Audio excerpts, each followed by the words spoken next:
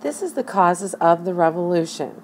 This is the vocabulary preview on page 226 and 227. Congress. In 1754, representatives from the colonies met in a Congress at Albany to discuss how to fight France.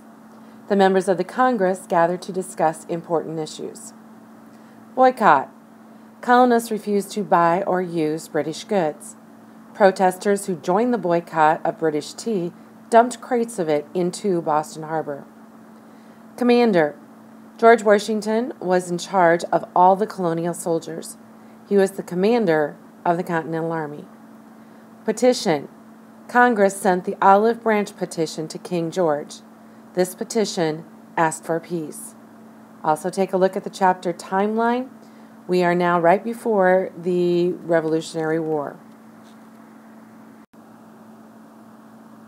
This is the French and Indian War, Core Lesson 1. Build on what you know, page 228. Do you often work as part of a group? Sometimes you can get more done that way.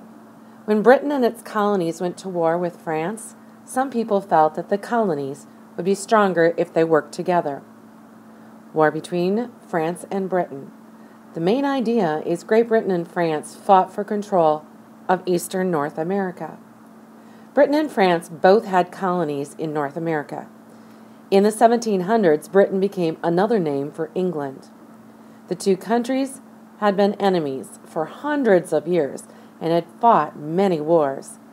In the 1750s, they went to war again. This time, they fought over the Ohio River Valley. The Ohio River Valley is the land around the Ohio River. This river flows 1,000 miles from the Appalachian Mountains to the Mississippi River. Many American Indians lived in the valley. They traded furs with the French in exchange for guns and other goods. The French wanted to have this trade all to themselves. They built forts to keep out the British. British colonists wanted to trade furs and farmland and farm the land around the Ohio River.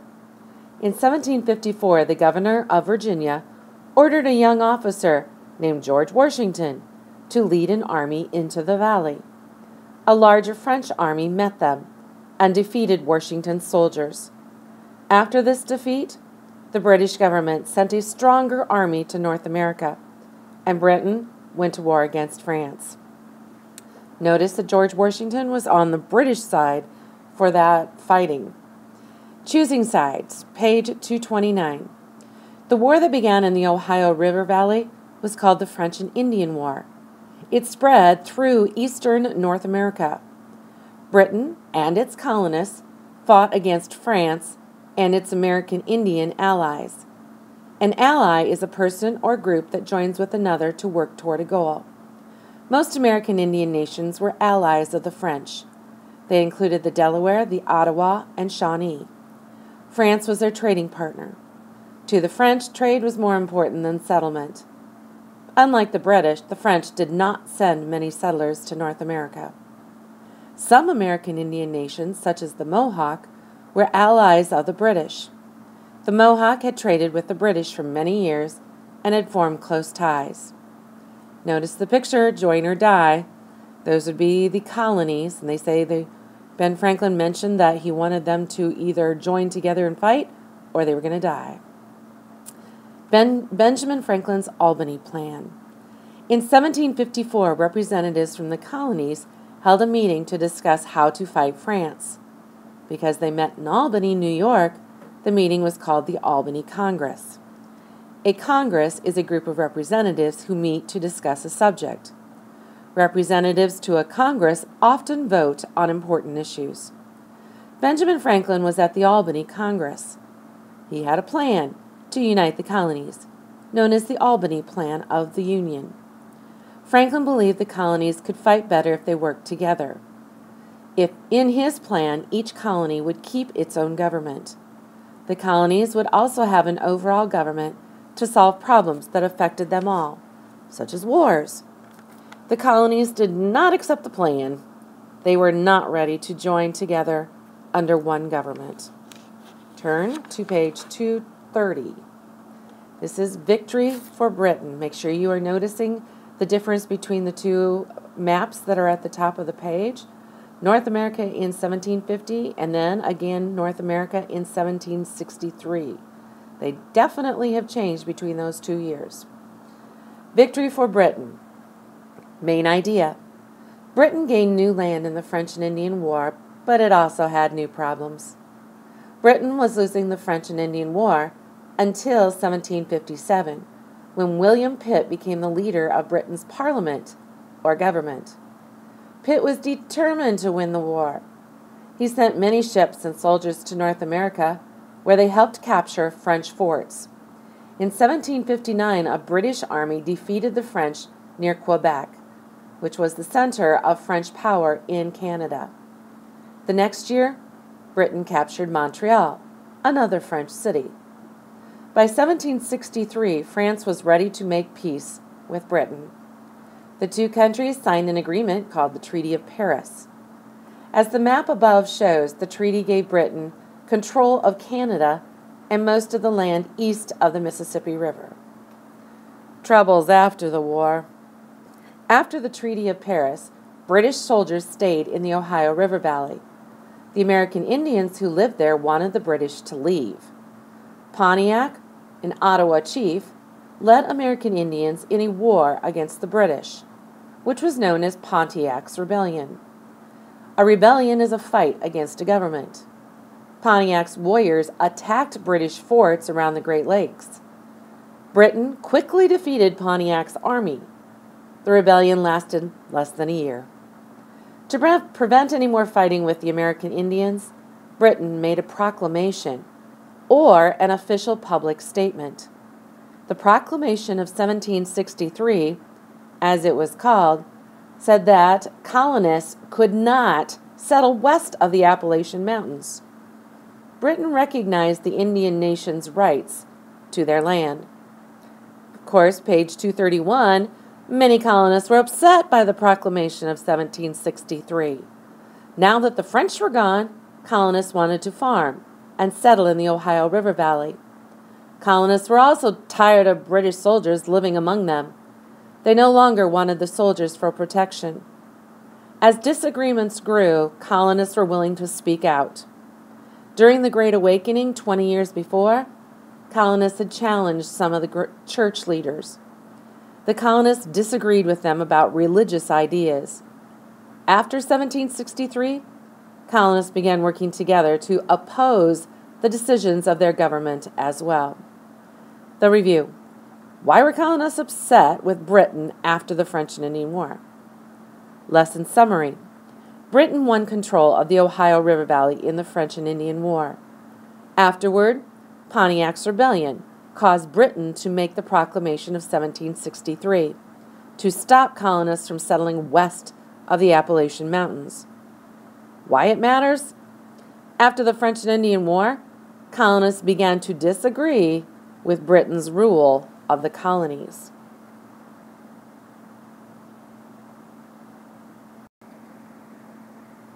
George Washington, page 232, 1732 to 1799.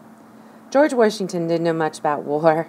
In 1755, he'd been an army officer for only a year.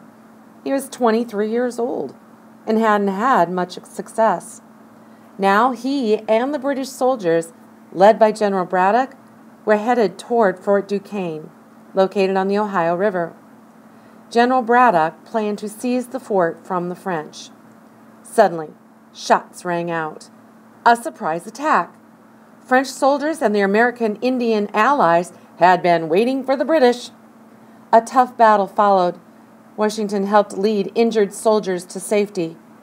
After the battle, he found that his jacket was marked by bullet holes. 3 years later, Washington joined another British army. This time, the British soldiers weren't beaten, and they captured Fort Duquesne.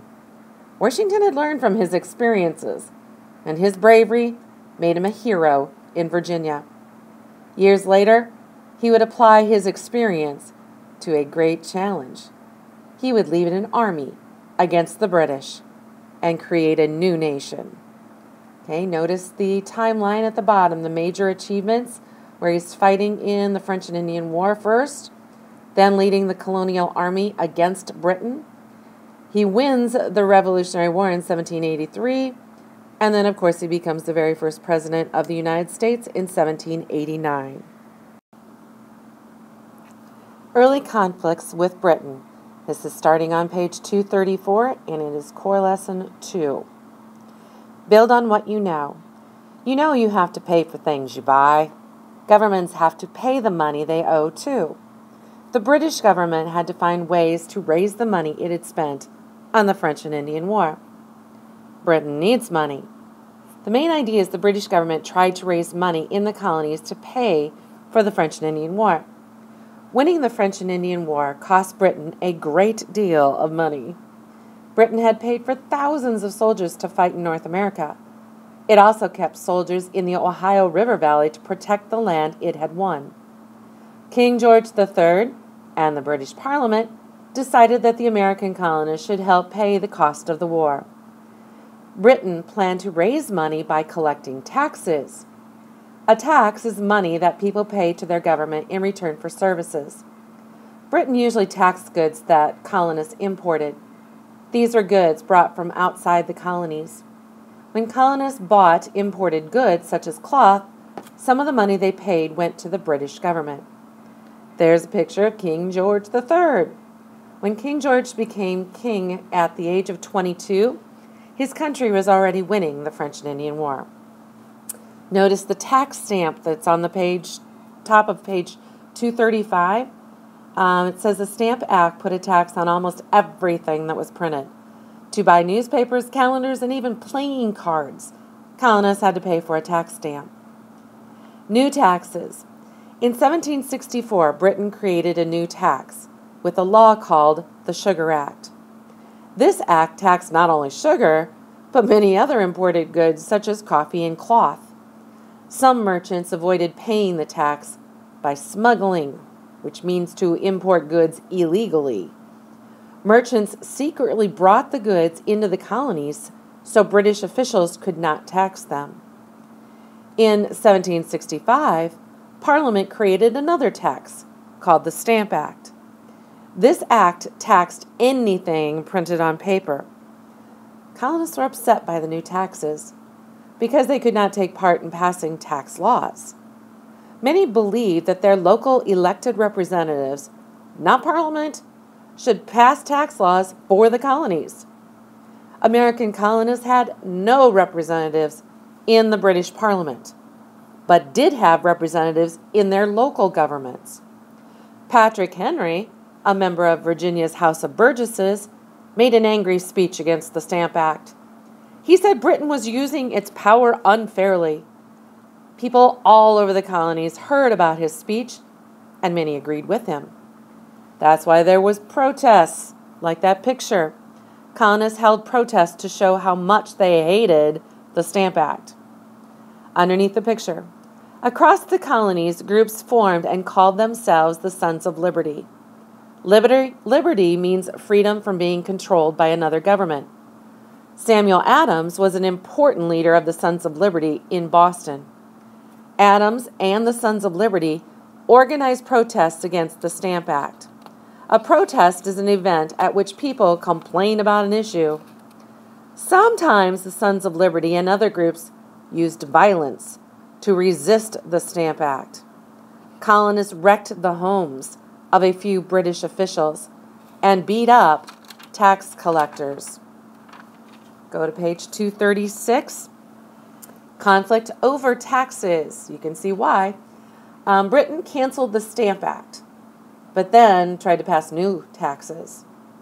In October of 1765, 9 colonies sent representatives to a meeting in New York City called the Stamp Act Congress. This Congress decided that only the colonial governments could tax the colonists.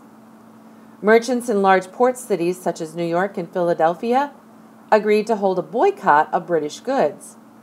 In a boycott, a group of people refuses to buy, sell, or use certain goods. Colonists stopped buying British cloth and other goods. The boycott was a way of hurting British trade. The merchants hoped that the boycott would force the British government to cancel the Stamp Act. The boycotts and protests worked. Parliament agreed to repeal the Stamp Act in 1766. To repeal a law means to cancel it. Now we get the Townshend Acts. Although the British government repealed the Stamp Act, it still needed money. In 1767, Parliament created new taxes to pay for the services of British governors and soldiers in the colonies. The new taxes, called the Townshend Acts, put a tax on the tea, glass, lead, paints, and paper that the colonies imported. Colonists were just as angry about the Townshend Acts as they had been about the Stamp Act. Colonists in Boston threatened to use violence against British tax officials. After an angry mob injured several people, the British government sent soldiers to protect its tax officials. Many people in Boston did not want British soldiers in their cities. And notice the colonial imports from Britain. Page 237, Daughters of Liberty. In response to the Townshend Acts, colonists held a boycott of the British goods they bought the most. Instead of importing British goods, such as cloth, the colonists made their own. Organizations of women known as the Daughters of Liberty wove their own cloth and used it to make clothes. These women did chores early in the morning, gathered to weave all day, and then returned home to do more chores. Because of their hard work, colonists did not have to buy as much British cloth. During the boycotts, British merchants lost money. Parliament decided to move the taxes from glass, lead, paints, and paper. The tax on tea remained, though Parliament wanted to show that it still had the power to tax the colonies.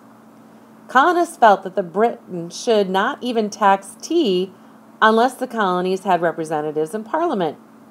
Although most of the taxes had been repealed or taken back, anger towards the British government continued to grow. The review: why the British Parliament passed the Townshend Acts. And the lesson summary: Britain taxed the colonies to pay the cost of the French and Indian War. Colonists did not want to be taxed without representation. Protests by colonists forced Britain to repeal the taxes. Why it matters? American colonists wanted only their own elected representatives to pass taxes on them. This idea is important to people in the United States even today. Taxes in the colonies, page 238 to 239. It is 2 p.m. on September 12, 1769. Anna and Tom Hart run an inn near New York City. They are working together on a letter to the British governor of New York. They want to tell him that they oppose the Townshend Acts. These new taxes have made some important items more expensive for them. The Harts are upset because they had no voice in creating the taxes. Colonists have no representatives in Parliament, so they cannot take part in decisions that affect them. Paint. Better quality paint comes from Britain, but the tax on it makes the price higher. To avoid the tax, the Harts painted this furniture and the walls with paints made in the colonies. The tea. Like many other colonists, the Harts love British tea. Now they refuse to drink it because of the British tax on it. This is Dutch tea, smuggled in from the Caribbean. Glass on the top of page 239. When Tom and Anna needed to replace a broken window pane, they find that the Townshend Acts make glass more expensive. And also paper. The Harts need lots of paper to keep track of their business. But there is a tax on paper from Britain. This is the end of Lesson 1 and 2 of Chapter 7.